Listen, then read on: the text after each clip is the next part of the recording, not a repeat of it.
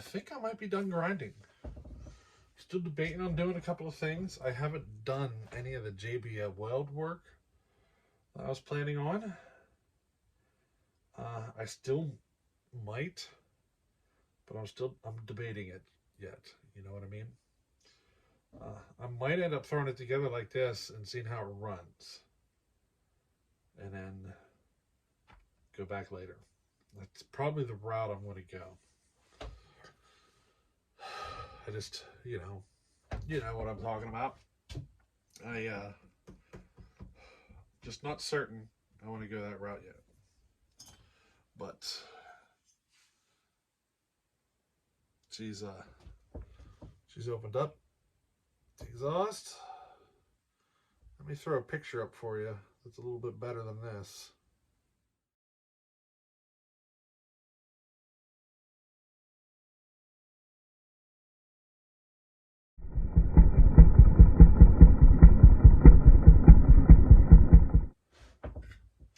Now the squish is adjusted as far as it'll go.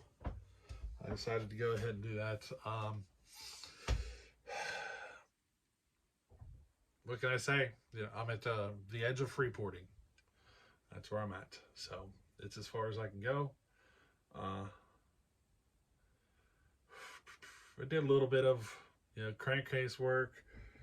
Did my typical transfer work. I was thinking about doing some upper transfer work with the JB Weld because of the way these are set at like a 90 degree. I was going to fill them in and then grind it out to a shape that I like. But I don't do that on the 130s. And I really like the way they perform. So I won't leave it alone with this one and just see what happens.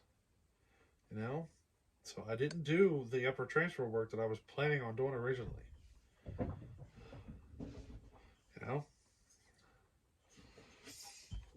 I want to see what it does.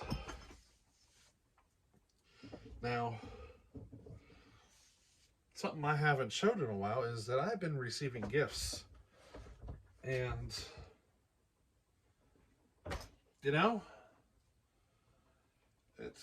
it's sometimes I avoid showing it on video because I don't know, how can you say it?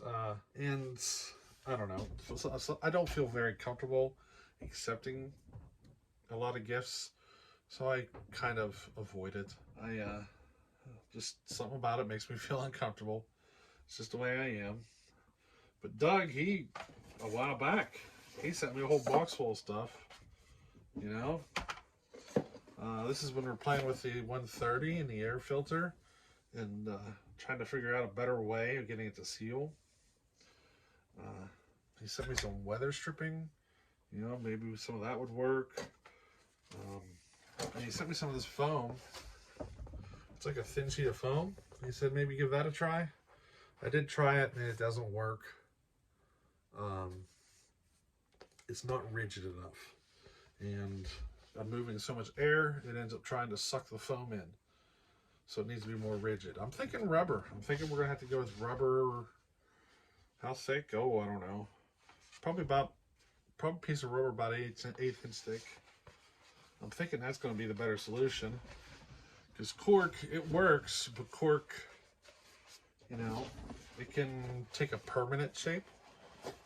You know what I mean? Doug, he's sending me Scotch brake pads, JB Weld.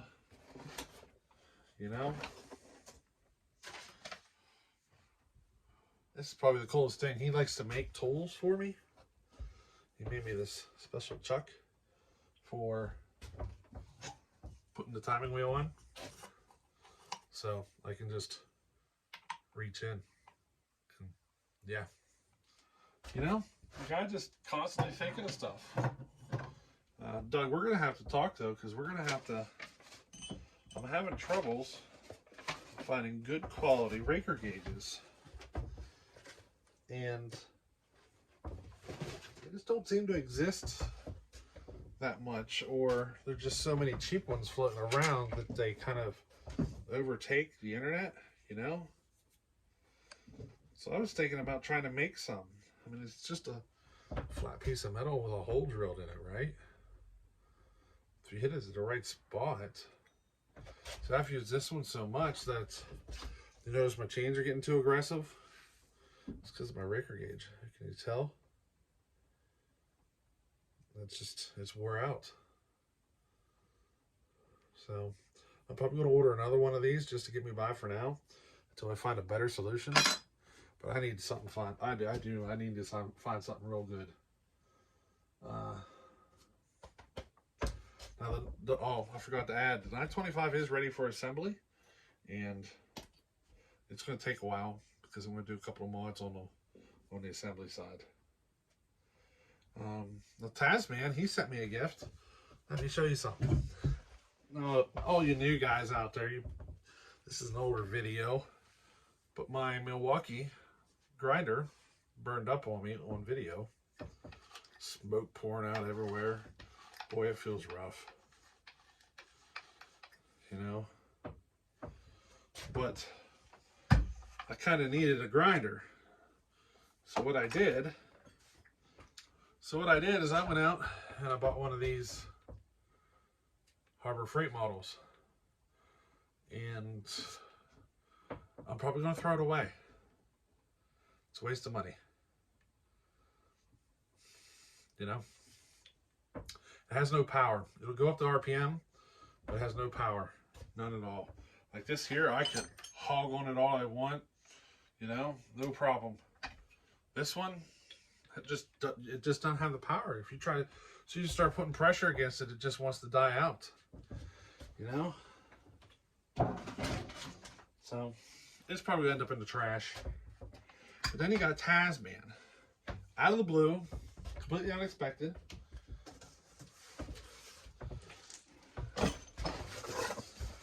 This box shows up. And it looks like he decided to send me his old grinder. It's a DeWalt. You know? That's freaking insane.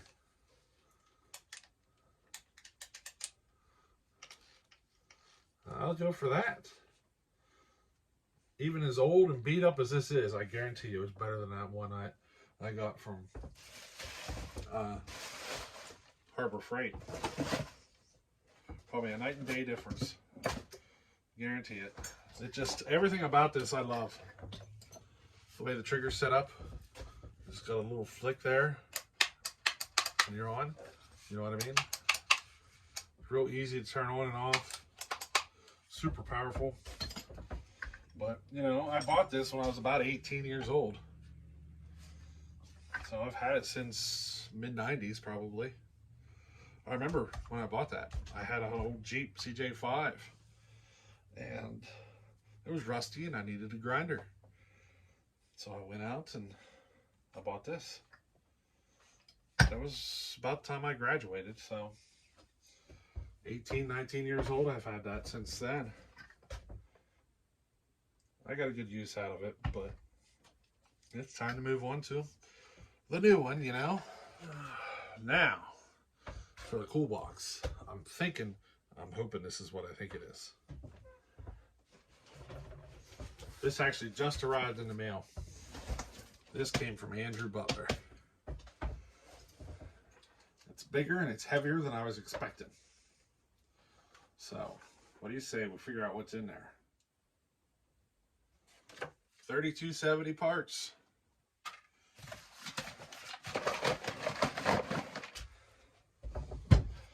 We have a coil, we have a flywheel. We got a good bottom end on this. Hey, if we blow his up, here's a bottom end.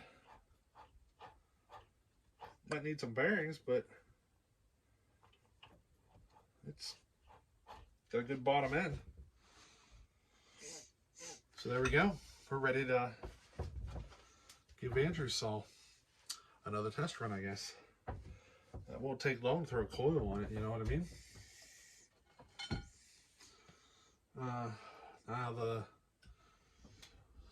925, I'm probably going to work at assembling it tomorrow. And, well, maybe not. I'm going to see if I can get it assembled this weekend. And then 3270. Maybe maybe we might be test fire running both of these saws this weekend. Hey, that'd be cool.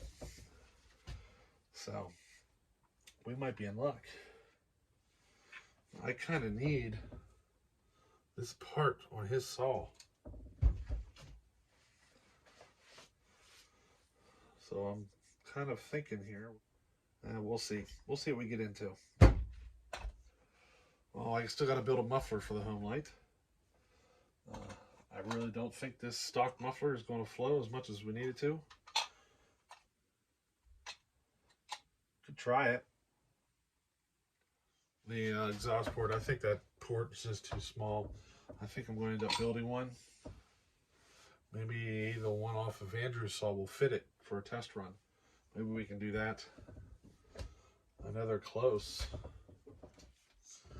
But I'll see. I might even try to see if Andrew's muffler will fit on the Homelite. Then I know. I don't know. We'll see. We'll see what happens. But hey, want to give you a little update on where we're at, what we got going on here, and hopefully we got a running saw this weekend. We'll see. Depends on how much time we got. You know the story, right? So, hey, we'll catch you on the next one. All right, later.